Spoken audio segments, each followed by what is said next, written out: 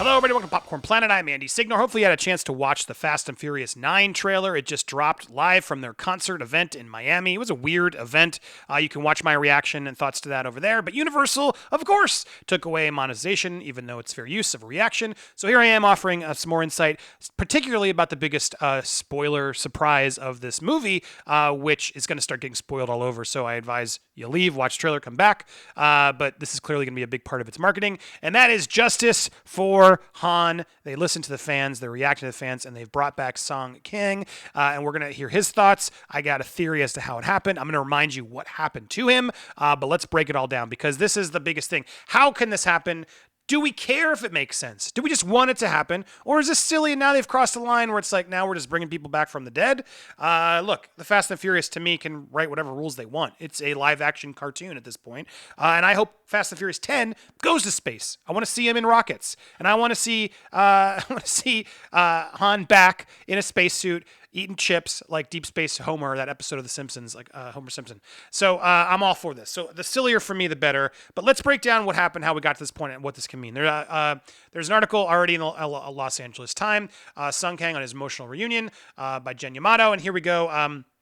They asked him what it was like to leave. It's emotional. It feels like I'm going back to a family reunion, said the actor, head of his surprise appearance on stage at Friday's Super Bowl premiere and concert. It's a relationship that has been missing in my life since the last fast. The trailer is expected to also debut this Sunday during the big game. Han's return is shocking because the death was introduced in the third film and then depicted multiple times on screen in the 9-film series and Tokyo Drift and then Fast and Furious 6 and again at the beginning of Furious 7. It's true. They've shown his death 3 times. And clearly we're going to get a 4th time. I feel like I'm on like Back to the Future 2, where they keep going back into the scene to recreate what's going to happen. To go back, before I even continue the article, let's go back and see what happened. So this is the compilation that you can go watch from Blue Sky. Blue Sky West Side on YouTube did a cool compilation. He just cut together the 2 films. So here he is. He was talking, and then there's the gun to him. I can't play clips because Universal sucks. And then we had the hit where this happens. Bang! Oh, no, not that one. It's about to happen. There it is. Boom. It was 2 seconds too early. But there's the clip. Oh, no, he's dead. And he's clearly in the car. You clearly see the bang. And then Deckard Shaw comes out, who we didn't know at the time. And we see him still in the wreckage. And then somehow he got the necklace. I forgot about this. That necklace has been in all these movies. Someone's got to do the analysis of Dom's necklace, the cross. But throws it at him to sort of get the message to Dom, and even says at this point, he calls him up and is like, Dominic Toretto. You don't know me. You don't know me, but you will. You're about to. So let's speculate. How could this happen? How could this happen? Well, I did the math. 6:58 to 6:28 when we see him in the bottom, or 6:38. So that's 20 seconds that he had to crawl out or be dragged out. So try that. 1, 2, 3, 4.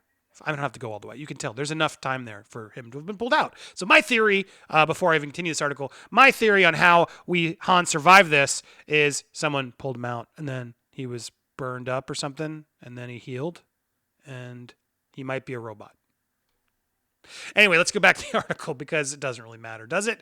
Here we go. But back to what this article says.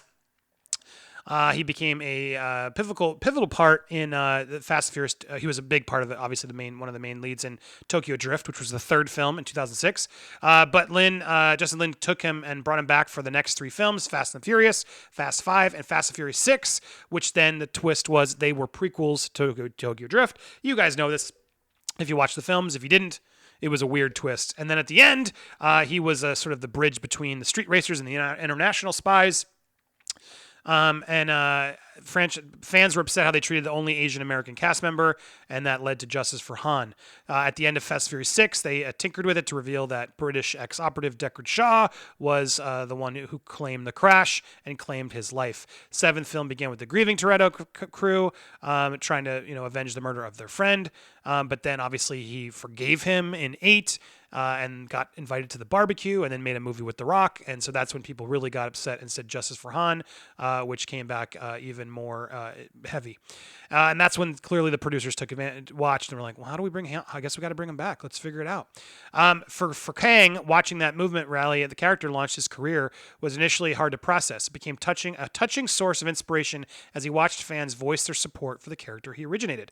At first, it was easy to dismiss it, he said. I wondered, does the audience really have a voice?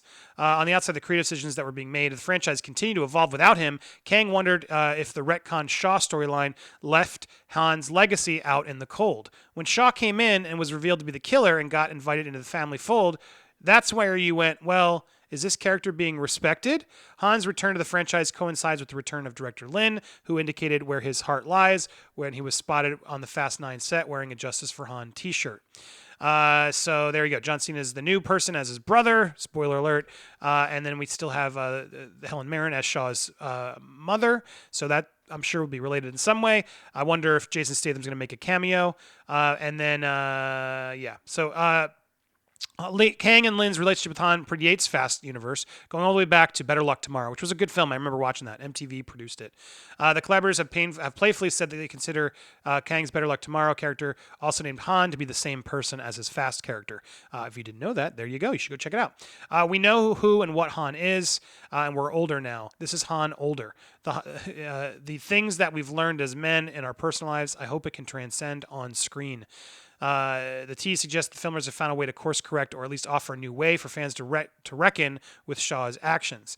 Kang declined to go into spoilers, for instance, exactly how Han is back or the circumstances of his return on screen. For now, all he'll say is everything ties back into the franchise's theme of family. I hope we do it justice. I do like that they gave him the snacks as well. But a great article there by Jen Yamato. Interesting insight. Again, this is the big reveal where she's like, look who's back. And then he just strolls in, looking older, wiser, same sort of chill attitude. I dig it. I think it's a fun surprise. And clearly, that's going to be a hard one to hold on to for a while. So you got to show something. And look, I don't go to these movies for huge twist reveals. I don't expect that in my Fast and the Furious movies. And the brother thing with John Cena and The Rock, Vin, he wishes. Shade. The fact that he's their brother, if you watch my reaction, which I watched live, I could see that coming a mile away. I was like, so they're brothers? Even though they don't look like it. Do they look like it? Do they look like brothers? The funny thing to me here is I just assumed he was taller, but I looked up. They're both 6 feet tall. And it seems weird because they're just, it looks like he's still, like he's propped up a little bit, but apparently I looked on Google. They're both 6 foot tall, but he has hair. So you got that little, look at this. The little hair height is giving John Cena the edge over Vin Diesel, sadly. And I'm not trying to knock Vin Diesel. I think it looks cool bald, but it is slightly, it just doesn't, he is so much bigger. John Cena's arms are like their own movies. He looks so intense, so bulky. As Jody's corner, my buddy Jody's like, he's got like action figure arms. They do, like someone snapped in He-Man arms on a G.I. Joe, and that's how John Cena looks in this movie, which is cool.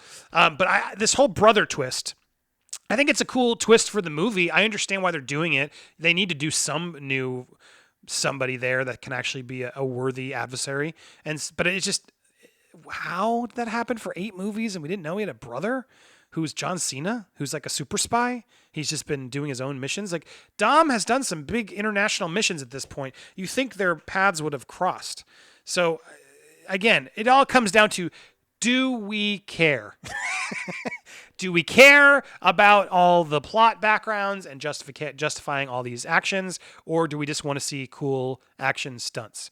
Like I did in my reaction when the... what is that, stealth bomber thing flies into frame and just magnets the car, and then is it Tyrese is like, they got a magnet car? They got a magnet car now? It was like, they fly now, but actually funny.